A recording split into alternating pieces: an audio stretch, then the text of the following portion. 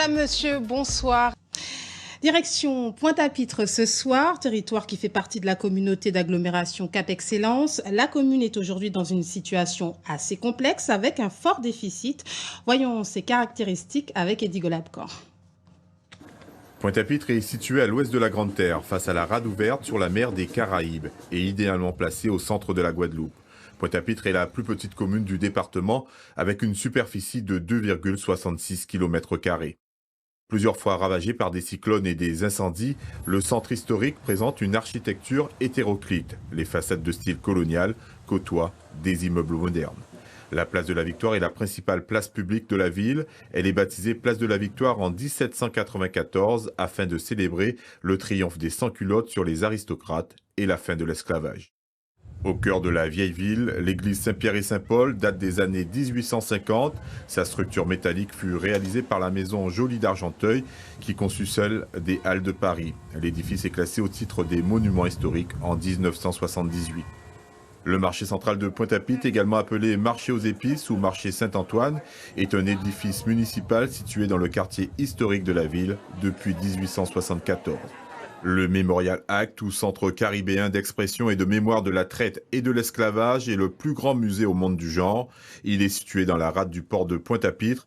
L'ouverture au public des expositions a lieu le 7 juillet 2015. Pointe-à-Pitre accueille également le principal port de croisière de toutes les Antilles françaises. Près de 300 000 croisiéristes y transitent chaque année. Le campus de Fouillol est l'un des plus importants pôles de l'Université des Antilles. Environ 6 000 étudiants s'y côtoient en fac de sciences, de droit, de lettres, de langue, de médecine ou de sport. Pointe-à-Pitre compte 16 198 habitants. Faisons maintenant connaissance avec les candidats. 6 listes sont engagées dans cette bataille. Quelles sont-elles? Eddie Golabcan, Ludovic Guédu. Maire de Pointe-à-Pitre de 2008 à 2019, démissionnaire en mai dernier à la suite d'une procédure de révocation entamée par le préfet de région, Jacques Bangou repart à la conquête de la mairie. Soutenu par le PPDG, il entend poursuivre un travail social fort commencé sur ses 2 précédentes mandatures. J'avais promis à la population de répondre à une urgence sociale, une mise en sécurité de plusieurs centaines de familles.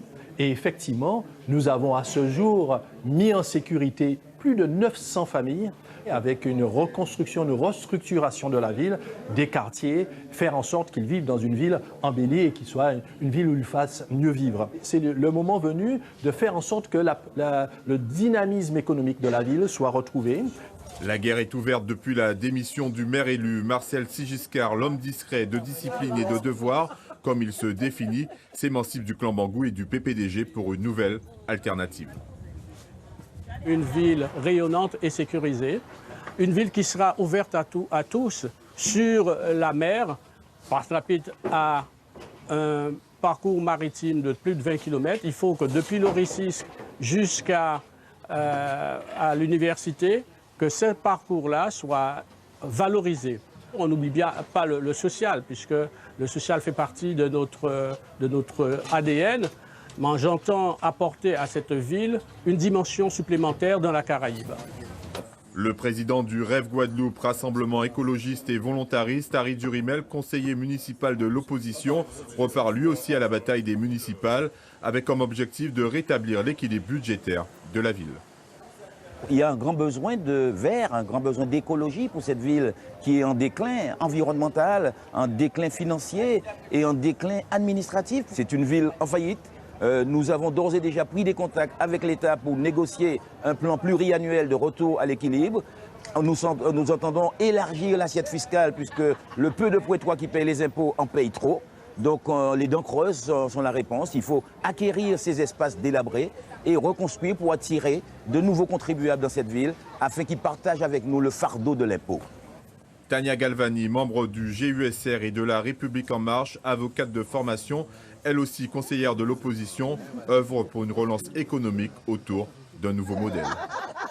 Bien évidemment, compte tenu de l'état et des finances de la ville, tout est urgent, tout est à faire. Alors, nous allons bien évidemment tout de suite nettoyer la ville. Et nous allons aussi nous attaquer très sérieusement à la question du déficit qui plombe les finances de la ville. Mais ce qu'il faut retenir, c'est que nous prenons un changement complet de logiciel pour nous faire ça détotiller la pointe. Nous voulons proposer un nouveau modèle autour de projets structurants tels que Karu Kérabé, tels que le programme Action Cœur de Ville. Et nous allons porter une attention particulière à la place de la Victoire où nous nous trouvons. Marie-Eugène Trobo-Tomaso, élue de l'opposition et conseillère régionale de la majorité, conduira la liste « Ensemble reconstruisons Pointe-à-Pitre », composée de personnes de la société civile décidées à s'impliquer pleinement pour redynamiser la ville. Mes 100 premiers jours seront consacrés au personnel municipal. Un personnel que je devrais remotiver, un personnel qui doit être la vitrine de cette ville pour donner le meilleur service public à la population. Ensuite, redynamiser ce centre-ville que vous voyez tout autour de nous. Avec le manager du centre-ville, nous aurons aussi l'ambassadeur de quartier pour aider dans les quartiers les habitants à se faire entendre. Le dernier candidat déclaré pour cette municipale pointoise, Loïc Martol, veut redonner un second souffle à Pointe-à-Pitre. Ce Pointois est accompagné d'une équipe de jeunes entrepreneurs déterminés à livrer bataille sans aucune alliance extérieure. Candidat de la majorité silencieuse, candidat de la nouvelle génération, une génération montante et de la société civile qui a besoin de s'exprimer à travers cette élection. J'ai rassemblé des personnes de tous les quartiers de Pointe-à-Pitre, de toutes les communautés et de différentes compétences et aussi des personnes de catégories socio-professionnelles différentes et c'est le projet que nous portons pour la ville de Pointe-à-Pitre. Les trois priorités que nous avons, c'est la proximité, redonner du sens, du lien à la ville, l'attractivité de la ville, l'attractivité touristique et aussi un levier important, le personnel de la ville, parce que je connais leurs souffrances. Avec 6 candidats au profil bien différents, mais aussi avec une majorité municipale éclatée et une opposition dispersée, la lutte au fauteuil de maire de Pointe-à-Pitre risque d'être très disputée. Et les Pointois, quel regard portent-ils sur leur commune? Nous leur avons posé la question. Voici quelques réactions. Il faut déjà ramener la propreté, parce que Pointe-à-Pitre n'est pas propre. Et puis voir ce qui se passe par rapport aux indivisions, à toutes les maisons abandonnées qu'il y a à Pointe-à-Pitre pour améliorer les choses. Faire en sorte de combler le déficit, qui est important, je crois. Ouais. C'est la première des choses qu'il faut faire. Franchement, il y a du travail. Il y a vraiment du travail. Déjà, tous les clochards qui sont dans la rue là, trouver une solution pour qu'ils ne soient plus dans la rue déjà. Ma priorité, ce serait de, je sais pas moi, déjà, là, il n'y a pas de... Le soir, il fait noir là, ça ne s'allume pas. Des fois, l'autre fois, il y avait plein de poubelles. Et puis, c'est délinquant, ça même, c'est Bouga qui est là, il a là, qui a, comment dire, chevolé chez nous, on a arraché là, comme ça, là. Ah ouais, les points, c'est qui parle à même, hein. C'est là que c'est 2 petits jours après, il a répété chez nous encore. Il faut s'occuper bien entendu de la jeunesse. La jeunesse et la délinquance également, parce que la délinquance est assez fréquente ici. Tout à présent, quand on a l'élection, on ne peut pas qui des jeunes. Mais qu'est-ce fait pour les jeunes? On ne peut pas faire rien. Tout le monde a fait les jeunes qui fait. On peut ouvrir l'usine pour les jeunes. On peut pas au moins 15 minutes de jeunes travaillent. On doit arrêter. Il faut faire parler de l'amour pour gagner l'argent. C'est mon aspect disant qu'il reste responsable là. C'est eux qui ont saboté, qui grand, qui petit. Ils n'ont pas qu'à respecter l'amour là, ils n'ont qu'à planter l'amour par voilà. Pour nous ça bien, nous sommes en lot mensonge, nous ne pouvons pas entre nous, entre les politiciens, c'est ça.